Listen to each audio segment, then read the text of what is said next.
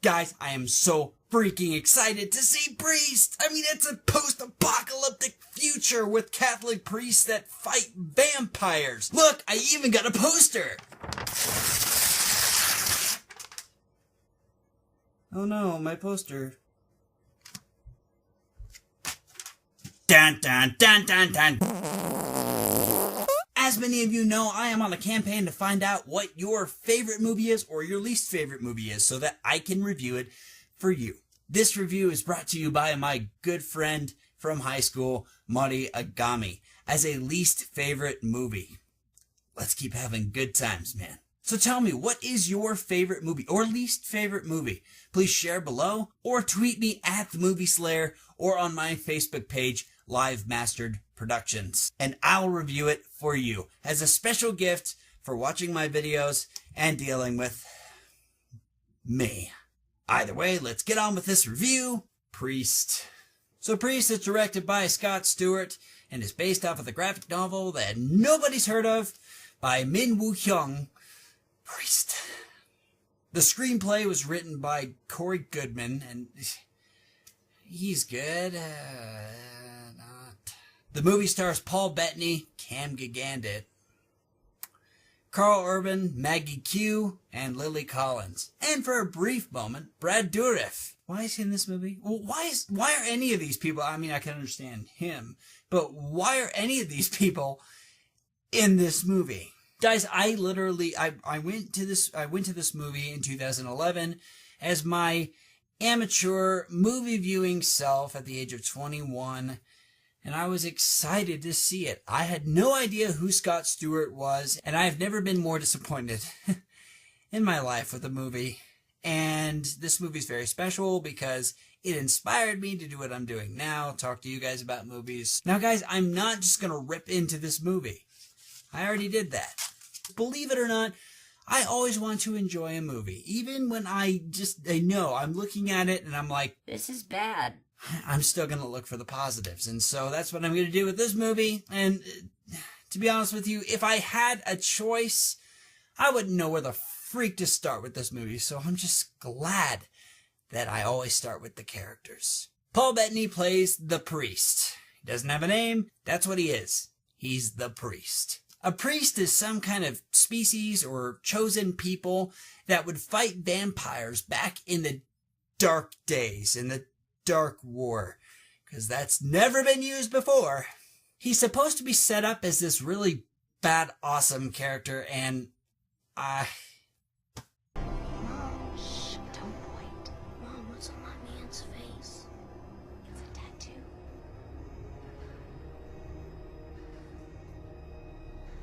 Did it hurt? Why can't I talk to him? We don't talk to priests. it's a freaking tattoo. It's a tattoo. I mean, come on. It's a little tattoo. I mean, if that's what qualifies as a Spartan in this time, then I salute you, warriors of our time.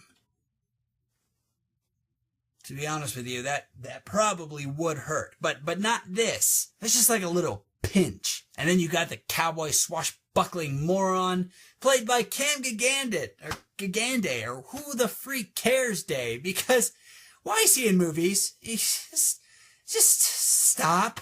Yeah, he's supposed to be this hard case, and yet he's always referred to as kid. I really don't get it. It's like the movie didn't know what it wanted him to be.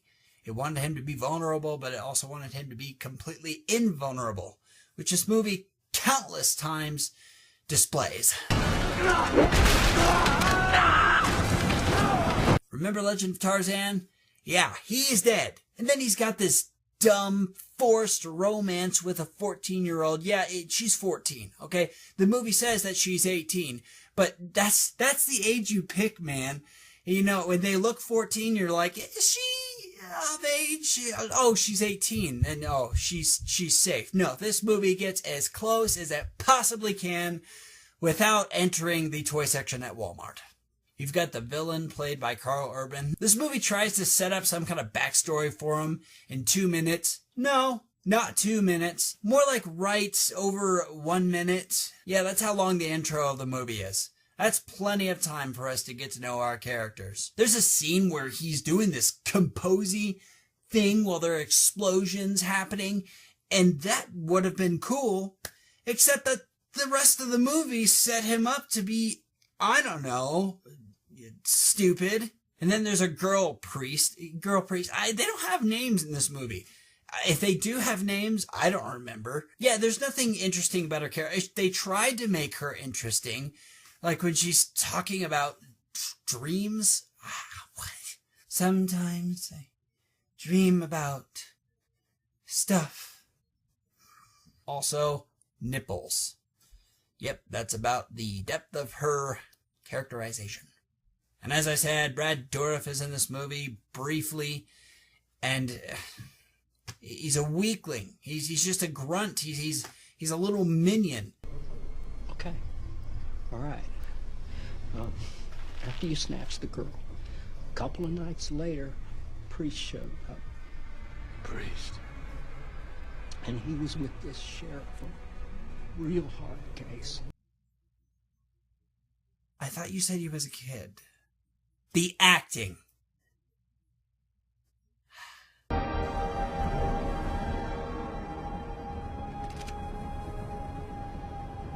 Tell me you won't kill her. Hicks, don't do this. Tell me, or I will shoot you where you stand.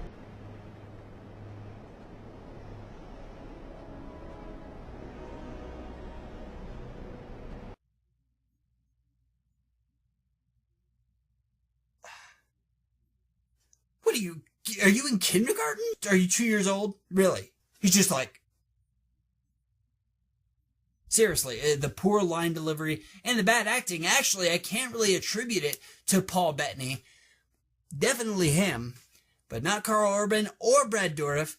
I can't. It's Scott Stewart. I mean, there's a reason why Paul Bettany has not been in a Scott Stewart film in quite some time. But I can imagine that Scott Stewart's going to run into him someday, and he's going to be like, "Oh, hey, man, hey, we should do a movie sometime again." And then Paul Bettany's going to be like, "Oh, sorry, I'm busy doing good movies." The dialogue in the movie. I can smell the blood running through your veins. Smells like dinner. Have you ever had real roast duck? It's very rare, very exotic. Seriously, I mean, are they even trying? Like, were they even trying? I kid you not, I said out loud, in the theater, "What is this, the freaking Food Channel?" Smells like dinner. Have you ever had real roast duck? It's very rare, very exotic.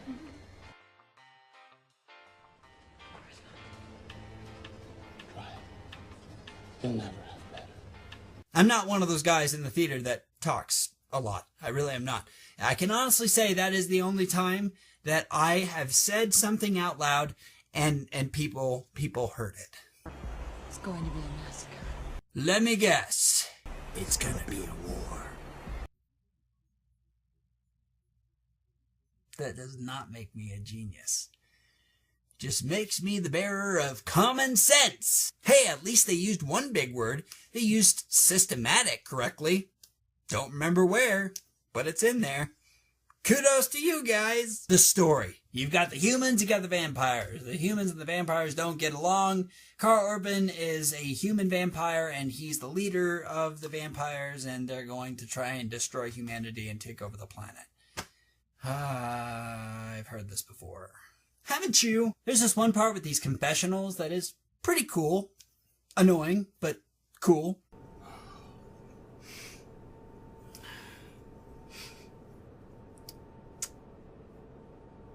Probably didn't do that right. Forgive me, Father, for I have sinned.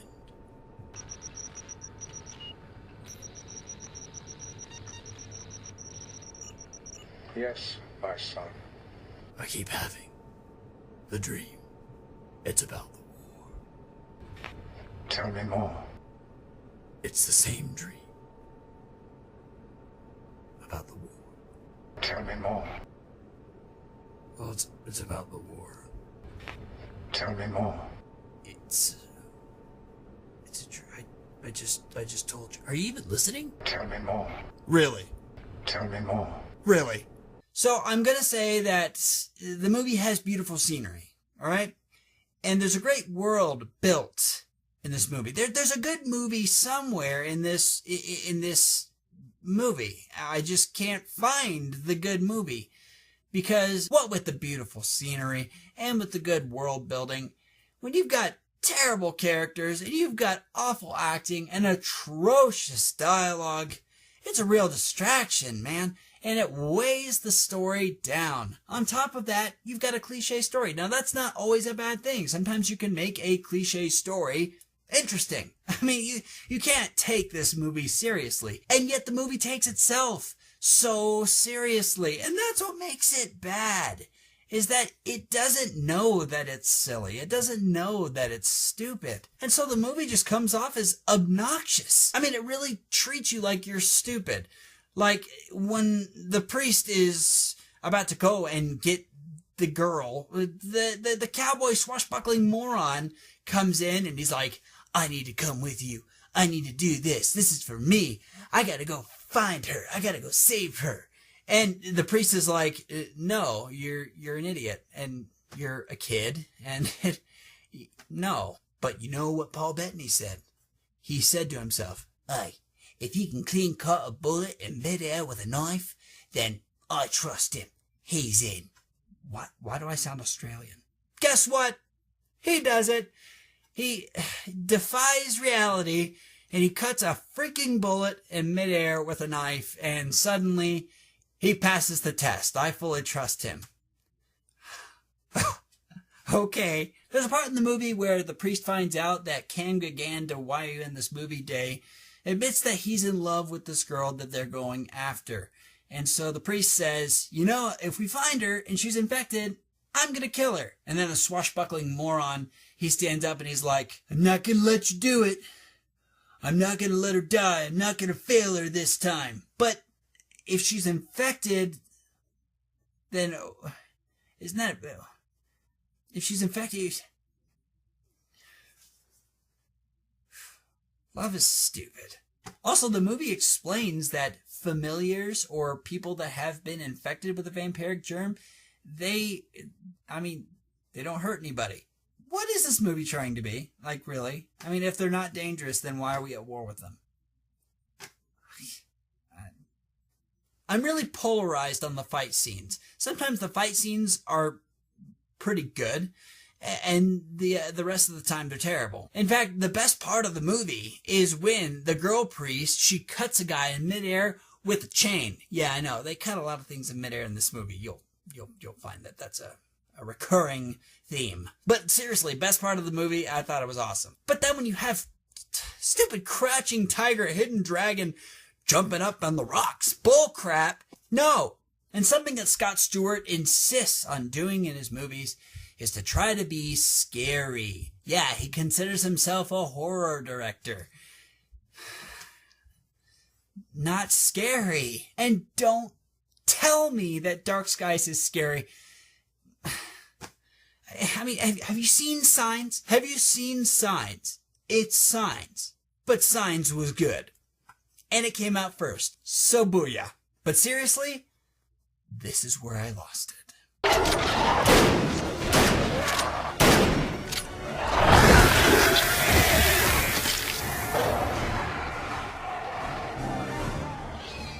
You would have made a good priest. That's it. I'm done. I mean, really? Really? That's all. That is all it takes. That is all it takes to be a priest. I'm teaching you how to kill vampires. A and B. Know them both, and you'll kill a vampire.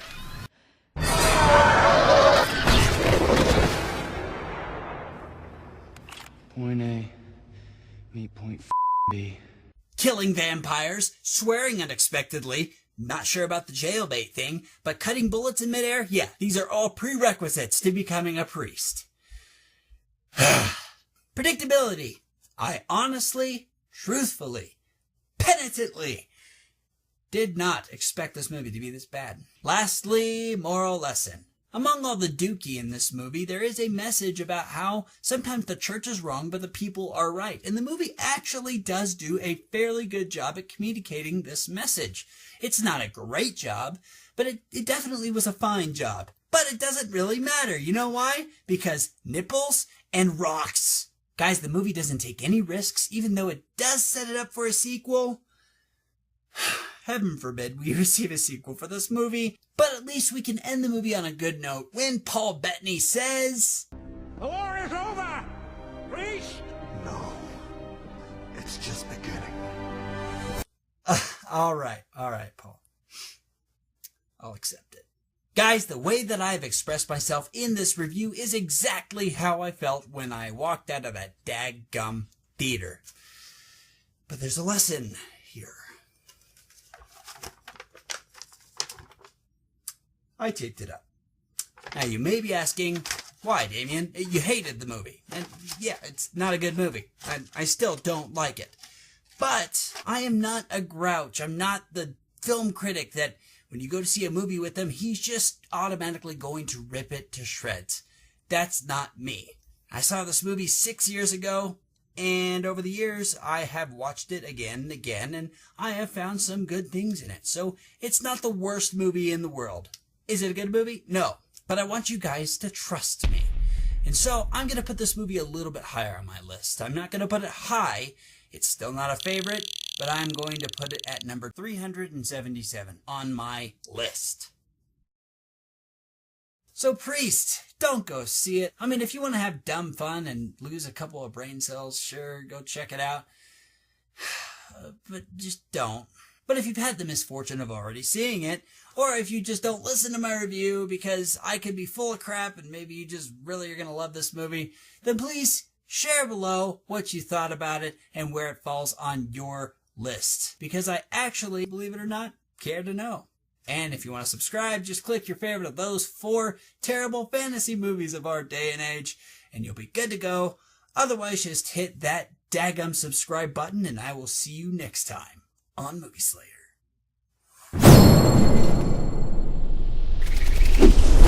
Boom, boom.